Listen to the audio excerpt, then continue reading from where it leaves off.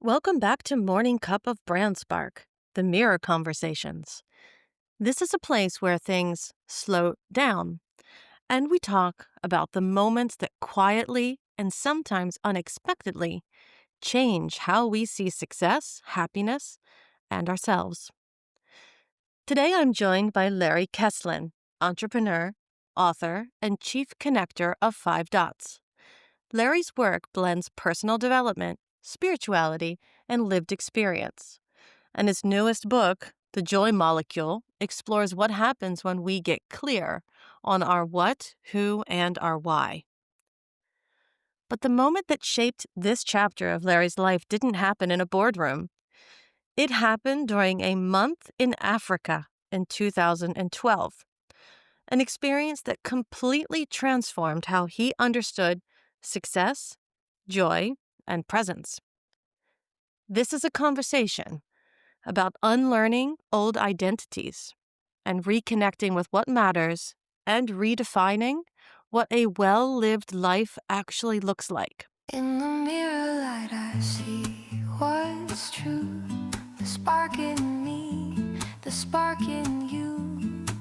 One cup, one truth, one little fire. Morning voices climbing higher. So grab your cup, let's spark it up.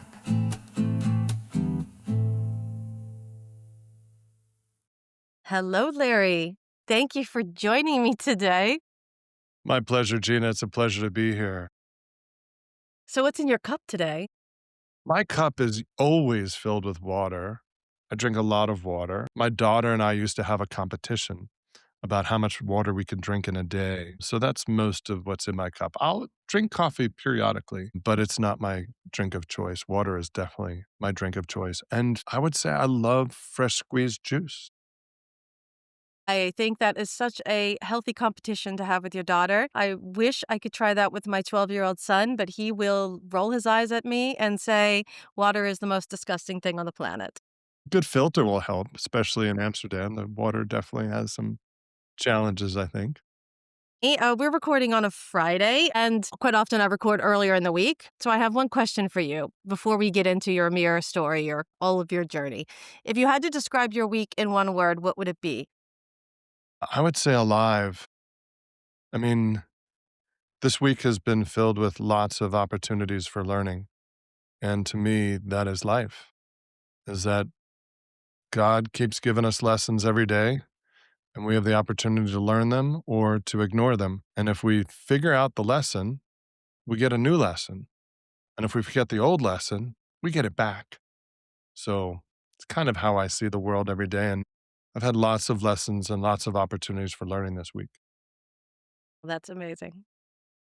So before we talk about your mirror moment, or should I say your mirror trip to Africa, before that happened, how did you define success for yourself back then? What was your identity built around at that time? So at 28, I went to a personal development conference and they said start to define some words. And one of the words was success. And it's funny because my last book before this book is called Success Redefined. So I actually defined success at 28 as the ability to do what I want whenever I wanted to do it. And I did that. And that led me to a super enjoyable entrepreneurial journey. Started in 1993. Probably didn't make a penny until probably late 90s. Probably took me 5 to 6 years to figure out how I was going to make money on the journey I was on. But from, I say, 2005 to 2015, I made a very good living. I had the choice to do whatever I wanted, whenever I wanted. My seminal moment was that trip to Africa in 2012, where I literally was working with a nonprofit that was bringing computers to rural villages in eastern and northern Uganda. And I got on an airplane at the end of July in 2012 and landed in Istanbul from New York. We had 4 suitcases. We flew from Istanbul to Entebbe, and we get to the airport, and there's a person at the carousel saying, "There's a list over there." I'm like, "A list of what?" "A list of all the bags that didn't make it onto the plane." The first 4 names on the list were Kesslin, Kesslin, Kesslin, Kesslin. So I'm a family of 4, and all 4 of our suitcases were stuck in Istanbul. 6 days later, they got delivered to us after 3 meetings with the country manager from Turkish Airlines and 1,200 of us. And normally people don't get money for missing bags, but I'm a good salesman and it ended up working. Got 1,200 bucks. And I ended up in this village in eastern Uganda and I met this young man. His name is Armstrong. And Armstrong was 24 at the time. And the woman who brought me there said, he's the smartest kid I've met since coming to this country 7 years ago. And he needs $1,000 to take a pilot's test. Do you know anyone who can help? And here's an American who just got $1,000 plus from an airline. I didn't really use it because the guy we stayed with who ran the nonprofit that hosted these computer centers had plenty of clothes. So we didn't need to buy any clothes. So I talked to them, my now ex-wife, and I said to her, I met this kid. He's really super smart. He was talking about the Bible. He's 24 years old and he's preaching. He's educating me on everything about Judaism. And he's this really smart kid who walks miles every day and has all this time to think and process and just wicked smart. I'm like, I just met a kid. First of all, his name's Armstrong. If you're an American, Armstrong, I mean, Yep. first man on the moon, flight pilot, come on. It's meant to be in my life. And I just got this $1,000 from an airline. So I ended up giving it to this kid. And that was 2012.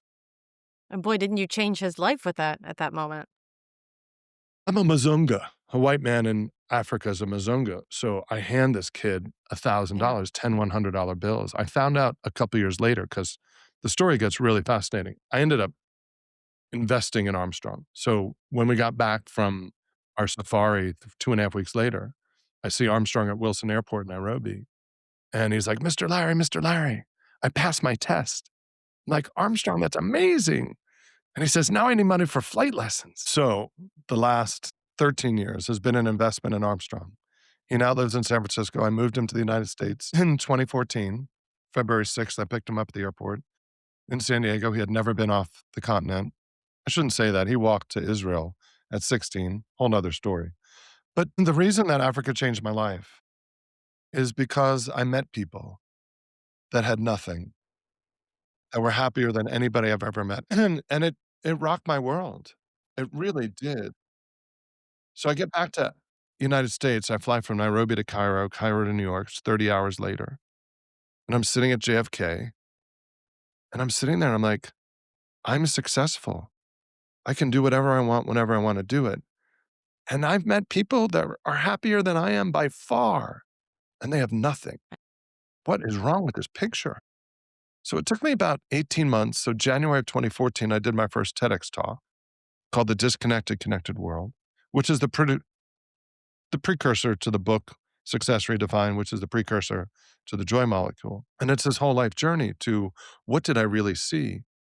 And the disconnected connected world is all about the more disconnected we become technologically, the more emotionally and spiritually disconnected we become. And that's been my thesis. When I went to Africa, I thought purpose was our destiny.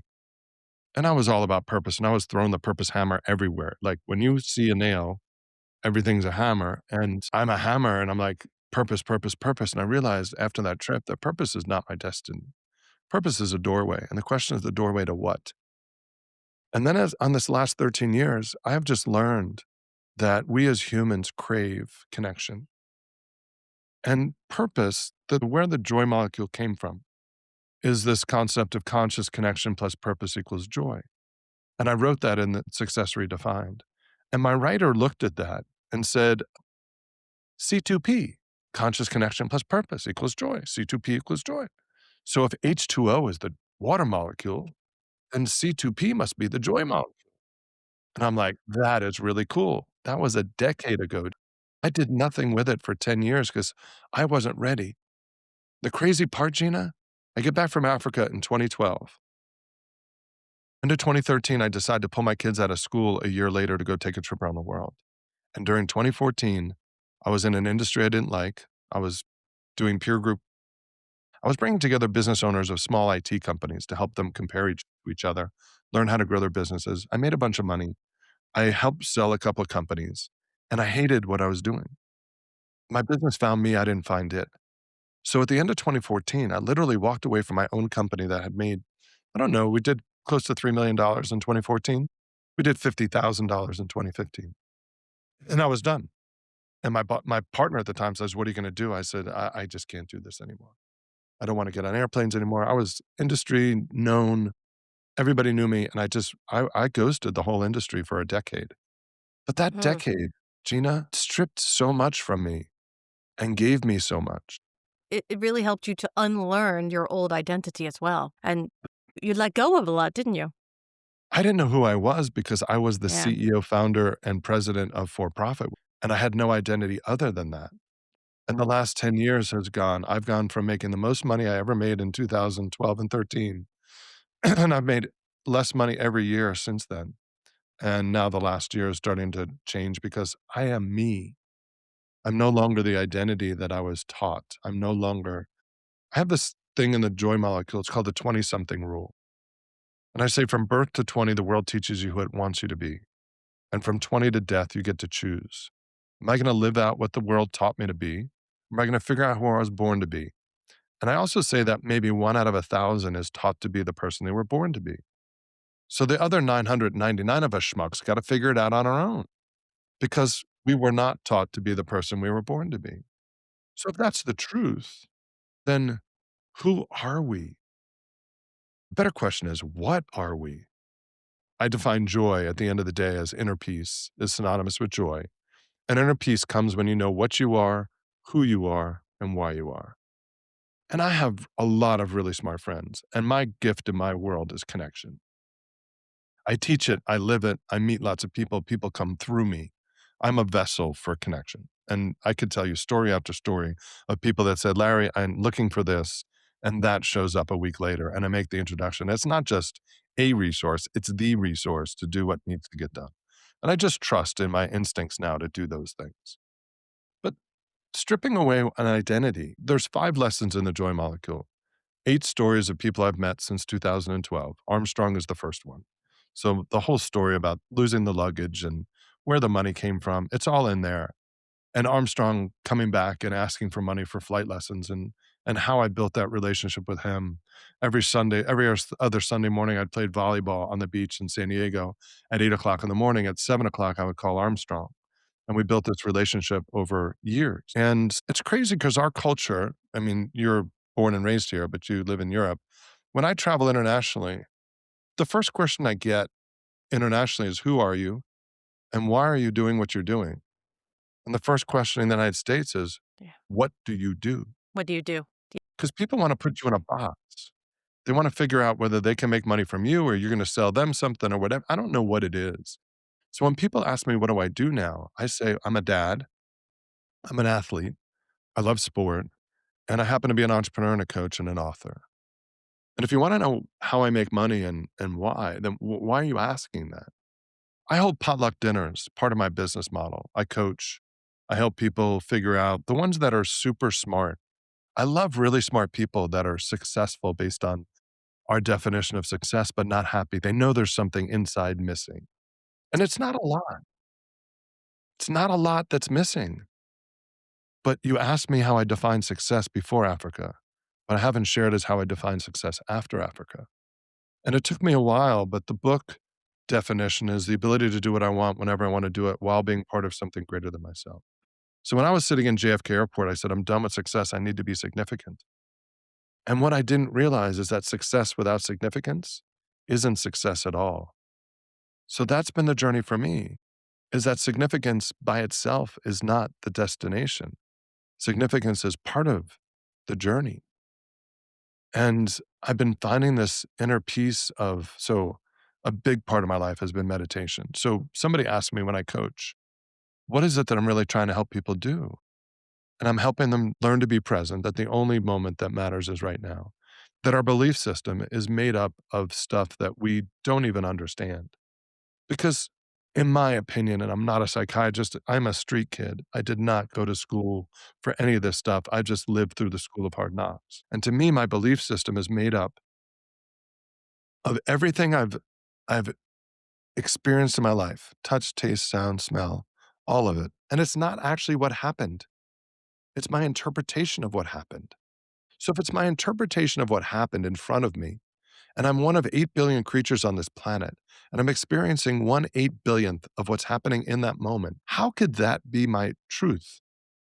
And the middle chapter, the middle lesson in the book is called the identity illusion. And from the time we're born, our identity is being formed. And it's not us. We are the seer of the identity. We are the being behind it. I tell my clients, like, you're 007 and you're put in this machine, and your job in this lifetime is to figure out why this machine was given the skills, natural gifts, and the learnings that it has. What breadcrumbs did you need to follow in order to live out the purpose of this life? And I'm the seer of my thoughts. I am the feeler of my feelings. I am not my thoughts, and I'm not my feelings. Yet everybody that I talk to, the majority of people I talk to, are so attached to their belief system. And their belief system doesn't serve them. It serves their mind because, in my opinion, the mind wants control of this vehicle. But the true controller of the vehicle is the same spirit that's inside of you, that's inside of me, that is experiencing this world through 8 billion different vehicles. Perspectives. Yeah. And Yeah. every perspective is different. And we are all love, and we are all hate, and we are all joy, and we are all pain. We have all of it in us. And for some people, life is easy. For some people, life is challenging. And for other people, life is hard. It's been fascinating finding because I don't know. I have some really good friends, and one I've known since 2003. I think he became a client of mine. I hired him as my coach. He lives in Florida, and I went to see him in March, and he's like, "How does it feel not to have to perform anymore?" Because he noticed the difference. He's like, "You're just being you. You're not performing anymore." And I'm like, "That is really fascinating for someone to notice." And somebody else noticed. It's because some stuff happened in the last this has been the most transformative year of my life, and it's been fascinating to realize that I'm more than what I thought I was, and when you realize that, the whole world starts to change, is that I'm no longer my thoughts. Yeah. And for anyone listening who feels maybe they feel successful on paper, right? Or they feel I've had 25 years of experience doing this and this is where I am now, but maybe I feel some sort of disconnect inside. Yes. Or I feel unfulfilled in a way, or I feel this isn't the legacy I want to leave behind. Where would you invite them to start? What is the first step? They always say, how do I consume something so big, right? It's you eat an elephant one bite at a time. So if you approach it in that way, what's the first small step you would recommend to them? Stop looking outside and start looking inside. The problem and the opportunity is not outside of us. The challenge is all inside of us. It's an inside job. I mean, I can say all the quotes that you ever could imagine from my favorite is Michael Singer. I mean, The Untethered Soul, The Surrender Experiment, and Living Untethered, 3 great books, and then he had this audio series that saved me during the pandemic called Living from a Place of Surrender. And his line is the line that I hold on to every day, is the world is unfolding perfectly every moment of every day. The problem is it's not meeting our expectations. So the journey is about aligning truth. So many people would rather be right than happy, and so many people would rather be the answer than solve the problem. So it's all about ego and identity. So I didn't talk much about, but I'll walk you through the 5 lessons for me. 8 stories in the book. Amazing people. One of my friends said, "Larry, you've met some of the most amazing people. Most people don't meet anyone like the ones you've profiled in the book, and you've profiled 8 of them. And there's 100 more that I could talk about that I've been blessed to meet in my lifetime." And the first lesson is circumstance does not define your joy. You can have joy anywhere. If you know what you are, who you are, and why you are, and you focus on your who and your why, and don't worry about the what, then I think you find more joy. The second lesson, Carrie Rich handed $2 million at 26 to go change the world. Amazing woman. She's now 39, 3 kids, just a gift to humanity. That chapter is all about my work needs to matter. It's called redirecting capital, but my work needs to matter. I can't just make money for the sake of making money. That doesn't work for me. It did for years until I got it. And then it's like, okay, I feel empty. Work needs to matter. The third one is, to me, the key The Identity Illusion, 3 stories about 3 different challenged athletes. One who's blind, who I did a 640-mile bike ride from San Francisco to San Diego, spent hundreds of hours on a bicycle with Jeff Mata. The second one is Moon Tucker, lost her arm in a motorcycle accident, and she watched her body bounce down the road and her spirit just separated from her body, and she realized her belief system was a pot of crap, and she could just let it go, and in 30 seconds, her life changed. And then Joe Delagrave, who's gonna write the next book with me called The Identity Illusion, and Joe is the coach of the US Paralympic wheelchair rugby team, and he'll be in LA in 2028, and he's coaching the team. He's amazing. But he broke his neck at 19, 6'7", 260, and he also didn't make the Olympic team in 2016 because of some politics. So his identity got ripped from him twice. So everything I talk with him about is identity illusion. The fourth lesson is all about persistence, perseverance, and patience, that you can't quit. You just gotta keep moving forward. And the last lesson is the next book that I'm gonna write myself, which is called The Enough Academy. And when we have enough as a society, which in the United States we do, and I've been to places that don't, and honestly, I got back from that trip in Africa and 7 weeks later went to a conference. And I was asked 3 questions when I got to that conference that changed my life. So the trip to Africa and this conference 7 weeks later, foundation of redesigning my life. And the 3 questions were, what is poverty? Who gets to define it? And why are we trying to fix it? And I realized that what I saw was not poverty. What I saw was impoverishment. Americans are poor emotionally and spiritually. The reason that we get to define it is because we think we're better than. And the reason we want to fix them is to make us feel better that they look more like us and not like their natural selves. That's my interpretation of I'm not saying I'm right, and right doesn't matter. This is what brings me peace, is that these people were so beautiful, and they had such a way of being in the world that I wanted what they had. And everybody kept telling me, "I bet you can't wait to go back to Africa." And I'm like, "Yes, I haven't been back in 13 years. I don't want to go back to Africa. What I want is what they had in Africa in my life here. That's what I want." Wow. Very inspirational, though. I love the lessons. Where can people find your work? Where can they find you? Where can they get your books? All of that. Well, the book is on Amazon, so The Joy Molecule, easy to find. I love talking to people, so you can reach out to me. My easiest email address is larry@kesslin.com, my name. My website is 5dots, 5-dots.com. And the reason it's called 5 dots, we can have a conversation about this. Steve Jobs' commencement speech in 2005 at Stanford, can't connect the dots looking forward, you can only connect them looking backwards. You have to trust that everything happens exactly the way it's supposed to, and that somehow the dots will connect, whether it's karma or whatever you need to know and believe that everything's gonna happen exactly the way it needs to. My life is an opportunity. Somebody asked me the other day if I could have one gift, I would say a really good breadcrumb detector. She's like, "What are you talking about?" I said, "Life is about following breadcrumbs." So if I knew exactly which breadcrumbs to follow, life would be simpler, but that's the fun of the game. Is that if we look at this as a game, and the game is to figure out why we're here. I can't imagine we wake up every day to go to work, to make money so we can go home, cook a meal, kiss our partner, or be alone, then die. That can't be it. No, no. And that's not the legacy we want to leave either. No, we're part of a machine, and some of us separate from the machine, and we create separate ways of being. And for me right now, I just love my life. I have 2 20-something kids. I have a beautiful relationship with a woman in San Diego that I met 9 plus months ago, and I am blessed.